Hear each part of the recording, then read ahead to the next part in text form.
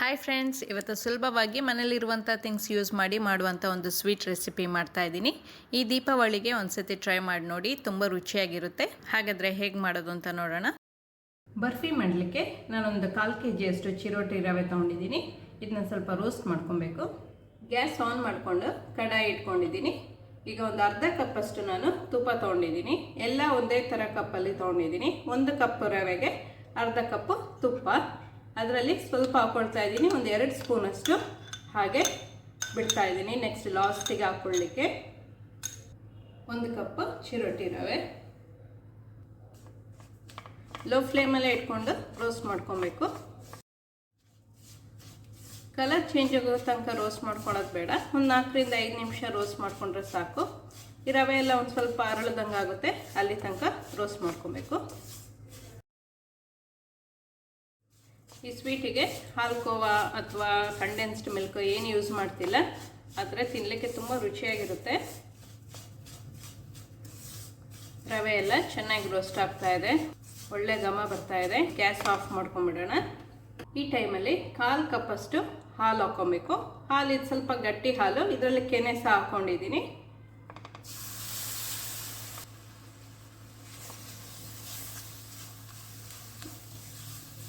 Gas on ಮಾಡ್ಕೊಳ್ಳೋದು ಬೇಡ, ಬೇಗ ಇದೆಲ್ಲ ಅಬ್ಸರ್ಬ್ ಆಗಿಬಿಡುತ್ತೆ ಹಾಲು.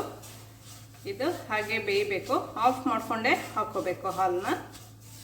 ಸ್ವಲ್ಪ ಲೈಟಾಗಿ ಬೆಂದಂಗಾಗುತ್ತೆ. ಇದನ್ನ ಈಗ ಸೈಡಲ್ಲಿ ಇಟ್ಕೊಳ್ಳೋಣ. ಶುಗರ್ ಸಿರಪ್ ರೆಡಿ ಮಾಡ್ಕೊಬೇಕು. ಗ್ಯಾಸ್ ಆನ್ ಮಾಡಿಕೊಂಡು ಒಂದು ಪ್ಯಾನ್ ಇಟ್ಕೊಂಡಿದ್ದೀನಿ. ಇದಕ್ಕೆ ಸೇಮ್ ಕಪ್ಪಲ್ಲಿ 1 ಕಪ್ಗಿಂತ ಸ್ವಲ್ಪ ಒಂದು 2 ಸ್ಪೂನ್ ಕಮ್ಮಿ ಸಕ್ಕರೆ ಹಾಕ್ಕೊಳ್ತಾ ಇದ್ದೀನಿ. ಸ್ವೀಟ್ ಜಾಸ್ತಿ ಬೇಕು ಅಂದರೆ 1 ಕಪ್ ರವೆಗೆ 1 ಕಪ್ ಸಕ್ಕರೆ ಹಾಕೋಬಹುದು. ಅರ್ಧ ಕಪ್ಪಷ್ಟು ನೀರು. ಇದು ಒಂದೆಳೆ ಪಾಕ ಮಾಡ್ಕೊಳ್ಳೋದು ಬೇಡ. ಒಂದೆಳೆ ಪಾಕ ಆಗೋದಕ್ಕಿಂತ ಒಂದು ಸ್ವಲ್ಪ ಮುಂಚೆ ಆಫ್ ಮಾಡ್ಕೊಬೇಕು. ಸ್ವಲ್ಪ ಗಟ್ಟಿ ಆದರೆ ಸಾಕು. ಪಾಕ ಒಂದೆಳೆ ಅಥವಾ 2 ಎಳೆ ಮಾಡ್ಕೊಂಡ್ಬಿಟ್ರೆ ಸ್ವೀಟ್ ಸ್ವಲ್ಪ ಗಟ್ಟಿಯಾಗಿಬಿಡುತ್ತೆ. ಅದಕ್ಕೆ ನೋಡಿಕೊಂಡು ಒಂದೆಳೆ ಪಾಕ ಬರೋದಕ್ಕಿಂತ ಸ್ವಲ್ಪ ಮುಂಚೆ ಆಫ್ ಮಾಡ್ಕೊಬೇಕು. ಸ್ವಲ್ಪ ಗಟ್ಟಿಯಾಗಿದೆ, ಆದರೆ ಒಂದೆಳೆ ಪಾಕ ಬಂದಿಲ್ಲ, ಸ್ವಲ್ಪ ಅಂಟ್ತಾ ಇದೆ. ಈ ಥರ ಆದರೆ ಸಾಕು. ಆಫ್ ಮಾಡ್ಕೊಳ್ಳೋಣ. ಗ್ಯಾಸ್ ಆನ್ ಮಾಡಿಕೊಂಡು ಲೋ ಫ್ಲೇಮಲ್ಲಿ ಇಟ್ಕೊಂಡಿದ್ದೀನಿ. ಶುಗರ್ ಸಿರಪ್ನ ಸ್ವಲ್ಪನೇ ಹಾಕ್ತಾ ಮಿಕ್ಸ್ ಮಾಡ್ಕೊಬೇಕು.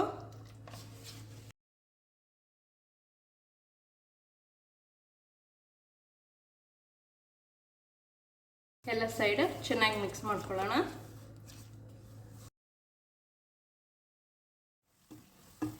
ಒಂದು 3-4 ನಿಮಿಷ ಇದು ಚೆನ್ನಾಗಿ ಮಿಕ್ಸ್ ಮಾಡ್ಕೊಬೇಕು. ಈಗ ಗಟ್ಟಿ ಆಗ್ತಾ ಇದೆ. ಇದಕ್ಕೆ ಒಂದು 1/4 ಟೀ ಸ್ಪೂನಷ್ಟು ಏಲಕ್ಕಿ ಪುಡಿ ಹಾಕ್ಕೊಳ್ತಾ ಇದ್ದೀನಿ.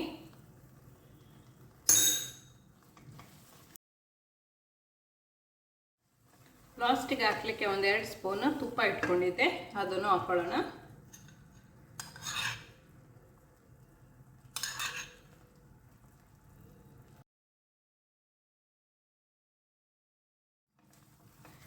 ಇದು ರೆಡಿ ಇದೆ. ಆಫ್ ಮಾಡ್ಕೊಳ್ತಾ ಇದ್ದೀನಿ. ಒಂದು ಮೋಲ್ಡ್ ಅಥವಾ ಟ್ರೇ ಅಥವಾ ಪ್ಲೇಟ್ ಇದ್ರೆ ಪ್ಲೇಟಿಗೆ ಸ್ವಲ್ಪ ತುಪ್ಪ ಸವರ್ಕೋಬೇಕು.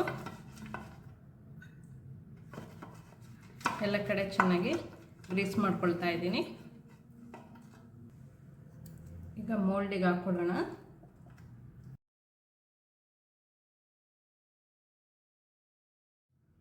ಎಲ್ಲ ಕಡೆ ಚೆನ್ನಾಗಿ ಸ್ಪ್ರೆಡ್ ಮಾಡ್ಕೊಬೇಕು. ಇದನ್ನ ಒಂದು ಅರ್ಧ ಗಂಟೆ ಸೆಟ್ ಆಗಲಿಕ್ಕೆ ಬಿಟ್ಬಿಡೋಣ. ಮೇಲೆ ಸ್ವಲ್ಪ ಚೆನ್ನಾಗಿ ಕಾಣಲಿಕ್ಕೆ ನಾನು ಎಡಿಬಲ್ ಸಿಲ್ವರ್ ಫಾಯಿಲ್ ಹಾಕ್ಕೊಳ್ತಾ ಇದ್ದೀನಿ.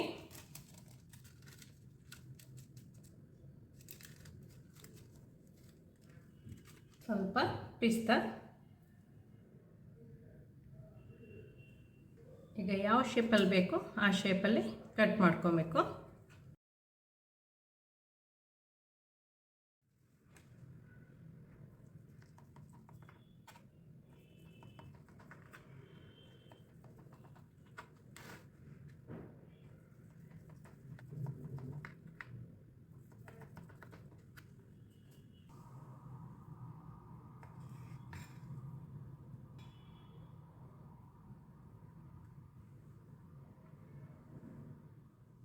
ರುಚಿಯಾದ ರವೆ ಬರ್ಫಿ ರೆಡಿ ಇದೆ.